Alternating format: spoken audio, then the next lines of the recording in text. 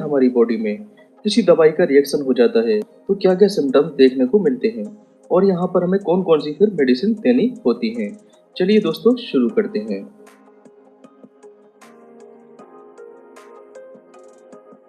यहाँ पर हम मेडिसिन शुरू करने से पहले जानेंगे एलर्जिक रिएक्शन के बारे में। तो जैसे ही कोई हम यहाँ पर मेडिसिन या कोई भी एलर्जेंस जो हमारी बॉडी के लिए एलर्जी कॉज करता हो उसको हम बाहर से लेते हैं तो ये एंटीजन की तरह काम करता है। तो जो हमारा इम्यून सिस्टम होता है वो IgE जो कि एक एंटीबॉडी है उसका प्रोडक्शन कर देता है। अब उसके बाद में जो हमारे खून में जो मास्ट सेल होती हैं या इसको हम बेसोफिल सेल के नाम से भी जानते हैं, इस पर देखिए एंटीबॉडी IgE जो है इसको सेंसिटाइज कर देती है। अब उसके बाद में जो भी हमने मेडिसिन ली है वो एंटीजन एंटीबॉडी का रिएक्शन यहाँ पर देखिए देखने को मिलता है। उसके बाद क्या होता है, जो मास्ट सेल होती है उसका डीग्रेनुलेशन हो जाता है। डीग्रेनुलेशन का क्या मतलब होता है, यहाँ पर देखिए छोटे छोटे जो ग्रेनुल्यूल्स भरे हुए हैं ये हट जाते हैं। डी का मतलब हो जाता है हट जाना, तो अपनी पोजीशन से ये हट जाते हैं, मतलब कि ये रप्चर हो जाती है। जैसे ही यहाँ पर ये रप्चर हो जाती है यहाँ से सिक्रीट होने लगता है हिस्टामिन और प्रोस्टाग्लैंडिन।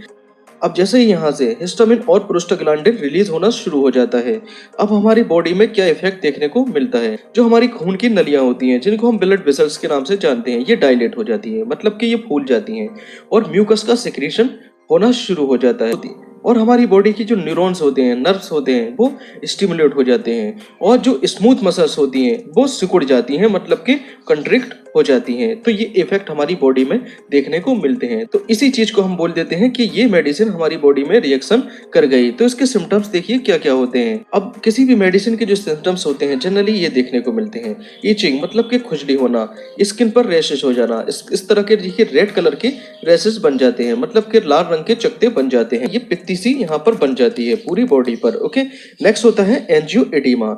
एडिमा मतलब होता है स्वेलिंग। तो देखिए एंजियोएडिमा का केस यहाँ पर देखने को मिलता है। ये सारे सिम्टम्स देखिए एलर्जिक रिएक्शंस के होते हैं। ओके, अब यहाँ पर बात करेंगे अगर कोई भी मेडिसिन हमारी बॉडी में रिएक्शन कर जाती है तो कौन कौन सी मेडिसिन का फिर यूज किया जाता है। तो यहाँ पर पहला कॉम्बिनेशन आता है एबिल और डेक्सोना का।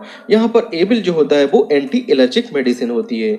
एंटी एलर्जिक मतलब कि एंटी हिस्टामिन, क्योंकि इसके अंदर जो होती है देखिए फेनेरामाइन मेलेट होती है जो कि एक एंटी हिस्टामिन ड्रग होती है। यहाँ पर देखिए एबिल का 2 ml यहाँ पर ले लिया जाता है और डेक्सोना जिसको हम डेक्सामेथासोन के नाम से जानते हैं जो कि एक स्टेरॉइडल मेडिसिन होती है। तो डेक्सोना एंटी इन्फ्लामेशन ड्रग होती है। तो यहाँ पर 2 ml एबिल का ले लेते हैं और 2 ml डेक्सोना का ले लेते हैं। दोनों को मिक्स करके हम इसको IV पेशेंट को दे देते हैं, मतलब कि इंट्रामस्कुलरली इसको दे दिया जाता है। नेक्स्ट इंजेक्शन आता है प्रोमेथाजाइन हाइड्रोक्लोराइड इंजेक्शन। इसके ब्रांड नेम अलग अलग हो सकते हैं, जैसे कि प्रोमार्गन इंजेक्शन और फेनरगन इंजेक्शन। यहाँ दोनों ही इंजेक्शन में प्रोमेथाजाइन हाइड्रोक्लोराइड देखने को मिल रहा है। ओके, तो अब बात कर लेते हैं इसकी डोज के बारे में। तो सबसे पहले इसको IM देना होता है और डोज कैसे दी जाती है, जो पर kg में इसको जो है 0.5 मिलीग्राम दिया जाता है। मतलब कि अगर कोई पेशेंट 60 किलोग्राम का होता है तो उसको देखिए कितनी मेडिसिन आप दे सकते हैं। तो 60 इंटू 0.5 तो ये कितना हो गया, ये हो गया 30 मिलीग्राम। तो 30 मिलीग्राम आप उसको ये डोज दे सकते हैं। तो एक इंजेक्शन में देखिए पर ml में यहाँ पर 25 मिलीग्राम होता है, तो 1 ml आप पेशेंट को आसानी से दे सकते हैं। ओके, अब यहाँ पर नेक्स्ट मेडिसिन आती है सिट्रीजिन या लीवोसिट्रीजिन।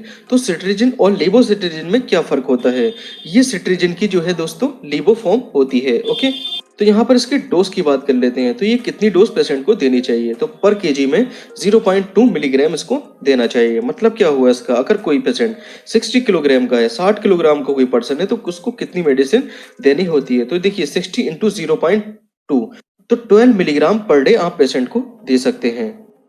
नेक्स्ट मेडिसिन आती है फिक्सोफिनाडाइन हाइड्रोक्लोराइड टेबलेट IP का मतलब होता है अकॉर्डिंग टू इंडियन फार्माकोपिया। तो ये इसका जो ब्रांड नेम होता है वो होता है एलेग्रा।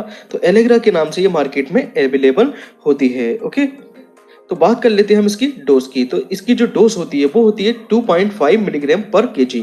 मतलब क्या हुआ, अगर यहाँ पर देखिए 60 किलोग्राम का पर्सन है तो उसको हम कितनी मेडिसिन दे सकते हैं। तो देखिए 60 इंटू 2.5 इज इक्वल टू कितना हुआ 150 मिलीग्राम पर डे आप इसको दे सकते हैं। तो यहाँ पर देखिए अवेलेबल डोज कितनी है, यहाँ पर है 120 मिलीग्राम, जो कि देखिए 150 से कम है। ओके, अब नेक्स्ट इंजेक्शन आता है एड्रेनलिन इंजेक्शन। इसको हम एपिनेफ्रिन के नाम से भी जानते हैं। तो ये 1 ml में 1 मिलीग्राम होता है।